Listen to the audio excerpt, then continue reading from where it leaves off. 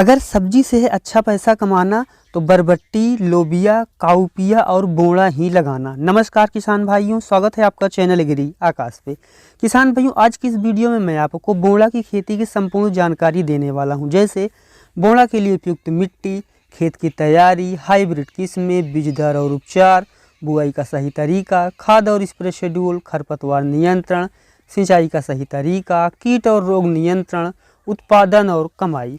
तो पूरी जानकारी सही विधि से समझने के लिए इस वीडियो को आप पूरा देखिएगा। एग्री आकाश चैनल पर पहली बार आए हैं, चैनल को सब्सक्राइब कर लीजिएगा, क्योंकि यहाँ पर मैं आपके लिए खेती बाड़ी से जुड़ी हुई ऐसी ही महत्वपूर्ण वीडियो बनाता रहता हूँ। तो चलिए शुरू करते हैं। किसान भाइयों, बरबट्टी, लोबिया, बोड़ा, अंग्रेजी में काउपिया, अलग अलग जगह पे इसके अलग अलग नाम हो सकते हैं। हमारे यहाँ इसको हिंदी में बोड़ा और अंग्रेजी में काउपिया कहा जाता है। आपके यहाँ क्या कहते हैं मुझे कमेंट जरूर कीजिएगा। चलिए शुरू करते हैं। किसान भाइयों, सबसे पहले बात करेंगे मिट्टी की। देखिए, इसकी खेती आप हर तरह की मिट्टियों में कर सकते हैं। पानी निकलने की अच्छी व्यवस्था होनी चाहिए और जो मिट्टी के पीएच मान है वो 5.5 से 6.5 का हो तो बहुत ही अच्छी बात है। और अब बात आती है खेत की तैयारी की। सबसे पहले जो है आपको 1 फुट जुताई करनी है, खरपतवार निकाल लेने हैं, फिर उसमें 100 से 150 कुंटल गोबर की खाद डालनी है, फिर से आपको जुताई कर लेनी है। जब आपका जो मिट्टी है भुरभुरी हो जाए तो फिर इसमें आप 2 चीज़ें कर सकते हैं। पहला, आप बेड बना सकते हैं या फिर आप क्यारी भी बना सकते हैं। अब आपका जो खेत है वो बुआई के लिए तैयार है। अब बात आती है कि कौन सी किस्मों का चुनाव करें जिससे कि हमें अच्छा उत्पादन मिले। देखिए, जो पहले नंबर पर किस्म आती है वो है सिजेंटा की यार्ड लॉन्गविन YB7।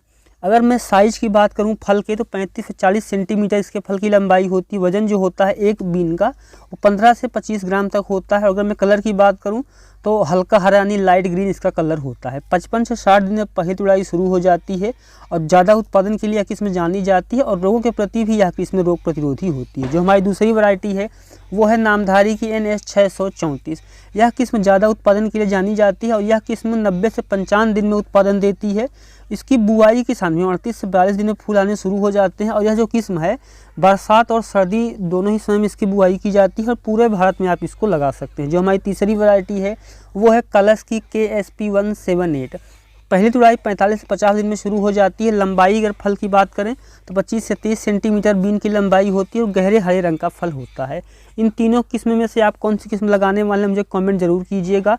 और अब हम बात करते हैं कितना बीज लेगा और कितना उपचार करने में कितना चाहिए। देखिए, बीज जो है किसान भाइयों वो आपको 1 एकड़ खेती के लिए 4 से 5 किलो की ज़रूरत होती है। और उपचारित करने के लिए किसान भाइयों फनफूद नाशक कितना लगेगा, आपको 2 से 2.5 ग्राम को कार्बेंडाजिम लेना है 50% WP वाला। 2 ग्राम लेकर के उसको आपको 1 किलो बीज को उपचारित करना है, फिर छाया में सुखाना है और आपको बुआई कर देनी है। देखिए, अगर आपका बीज हाइब्रिड है तब आपको 4 से 5 किलो बीज में हो जाएगा, लेकिन अगर आपको जो बीज है वो देसी है तो आपको ज़्यादा बीज लगेगा।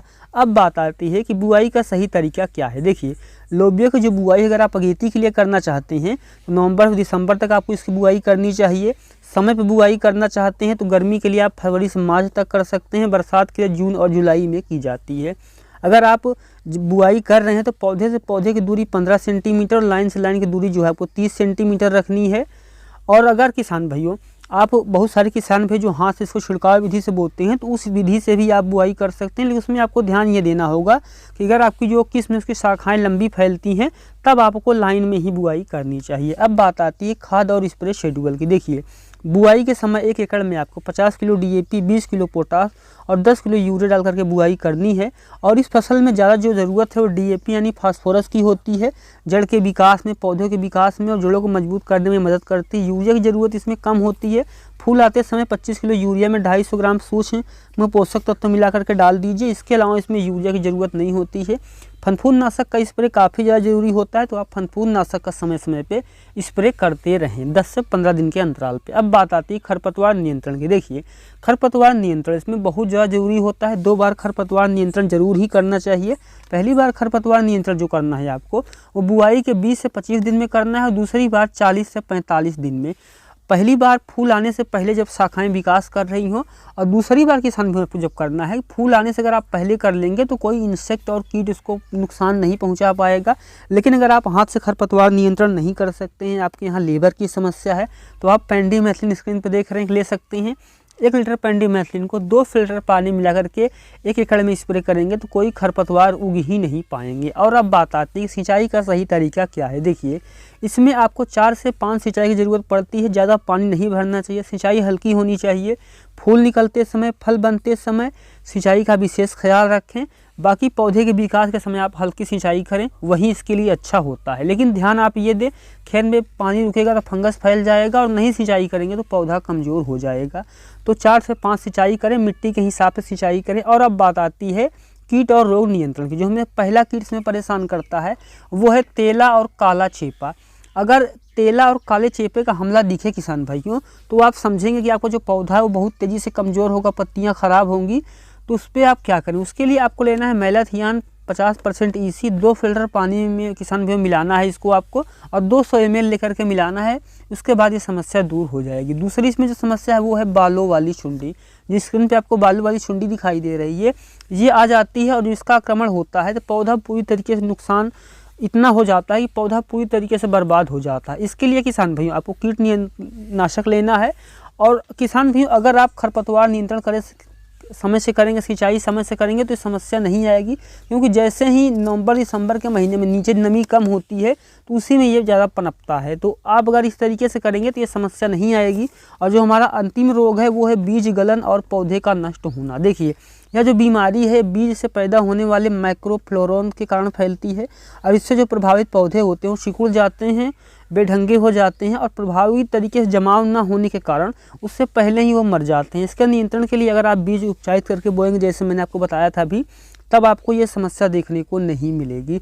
और अब बात आती है कि लागत कितनी लगेगी, उत्पादन कितना होगा और कमाई कितनी होगी। देखिए, बरबट्टी की फसल से 3 तरीके का लाभ लिया जाता है। पहला इसके जो है हरी फली, दूसरा इसके सूखे बीज और तीसरा इसका चारा। बुवाई के 45 से 50 दिन में जो उत्पादन है वो शुरू हो जाता है।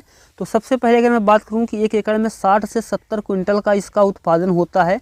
और अगर 20 रुपये किलो भी आपकी फली बिक जाती है, फिर भी अगर आप उसको किसान भाइयों बेचते हैं 20 रुपये किलो भी, तो 70 क्विंटल 1,40,000 रुपये मिल जाएगा। लेकिन इसका जो रेट होता है 40 से 50 रुपये किलो आमतौर पे होता है। अगर आप अगेती में लगाते हैं तो आपको काफ़ी अच्छा प्रॉफिट मिल सकता है। तो अगर आप अगेती में लगाते हैं तो 2.5 से 3 लाख रुपए का आप फली बेच पाएंगे। उसके अलावा 3 से 4 कुंटल आपको सूखे बीज मिलेंगे। उसकी दाल भी बना सकते हैं आप। बहुत सारे किसान भाई इसकी दाल भी बनाते हैं और मार्केट में बिकती भी है।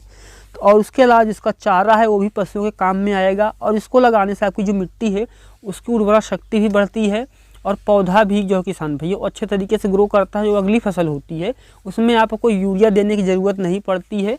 तो आप इस फसल से 3 तरह का लाभ उठाएंगे, सूखे बीज भी लेंगे, हरी फली भी लेंगे और चारा भी लेंगे। उसके साथ में जो मिट्टी है वो भी मजबूत होगी और मुनाफा भी इसमें काफ़ी अच्छा देखने को मिलता है। तो ये थी हमारी अगेती बरबट्टी की खेती की जानकारी। ये वीडियो को कैसा लगा कमेंट सेक्शन में ज़रूर लिखिएगा। चैनल पे पहली बार आए हैं सब्सक्राइब कर लीजिएगा। तो मिलते हैं किसी एक और वीडियो में एक नए टॉपिक के साथ। वीडियो देखने के लिए आपका बहुत बहुत धन्यवाद।